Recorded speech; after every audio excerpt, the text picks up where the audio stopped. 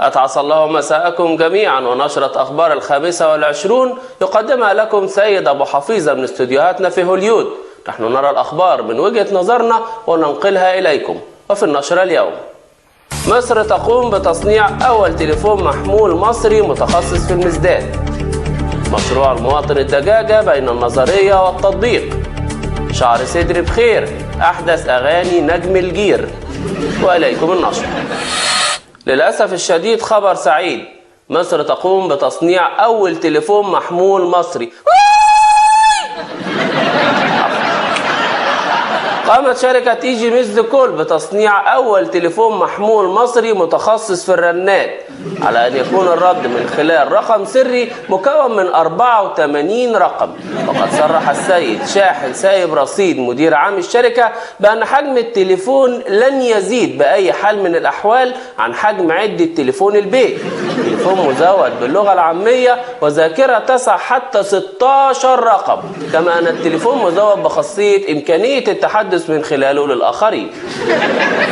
السيد كتكوت أبو الريش عضو مجلس الشعب يتقدم بطلب مشروع المواطن الدجاجة، والذي ينادي بالاكتفاء الذاتي، حيث يقوم كل مواطن بالرقود على مجموعة من البيض لحد ما يفقس. فهنا الفايدة مزدوجة، منها محاربة البطالة ومنها شعور المواطن بتقديره لذاته، مقترحا أن يوزع على المواطنين في الفترة القادمة قمصان لونها كاكي، على أن يكون شعار الزوجات في هذه المرحلة: كاكي كاكي يديك بالشبشب أنا هديك.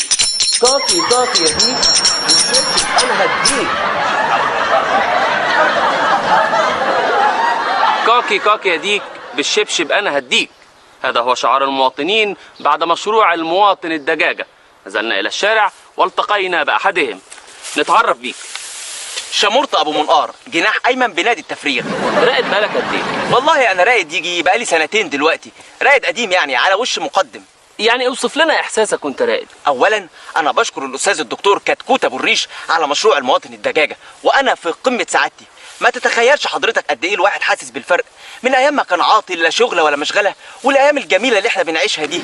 علشان كده انا من موقعي هنا باكد للعالم كله، الحكومه مش سايبانا زي ما الناس بتقول، لا اديك شايف اهو الشعب كله راقد.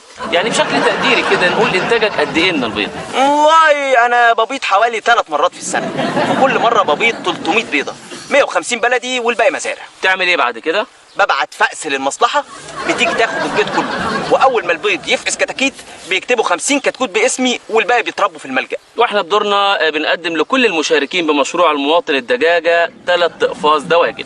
دواجن علينا احنا والله. منقار بنشكرك. شكرا. تحية شكر وتقدير للسيد كتكوت أبو الريش على مجهوده المبذول في حل أزمة البطالة. كان معكم دبوس من غير جلد، كفر بقوانص، مصر. نجم الجير يضم أغنية جديدة لألبومه بعنوان شعر صدري بخير، وذلك ردا على الشائعات التي لحقته في الفترة الأخيرة، والتي أكدت تباطؤ نمو شعر صدره بشكل ملفت، بما قد يؤثر على جماهيريته.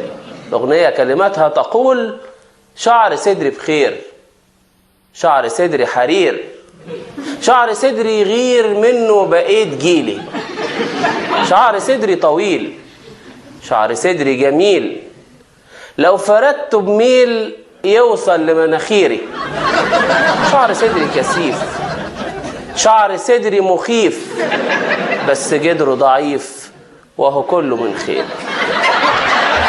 إلى هنا سيداتي لأن ما بقاش فيه رجالة. تنتهي نشرة أخبار 25. نحن نرى الأخبار من وجهة نظرنا وننقلها إليكم. مسوا بالعافية.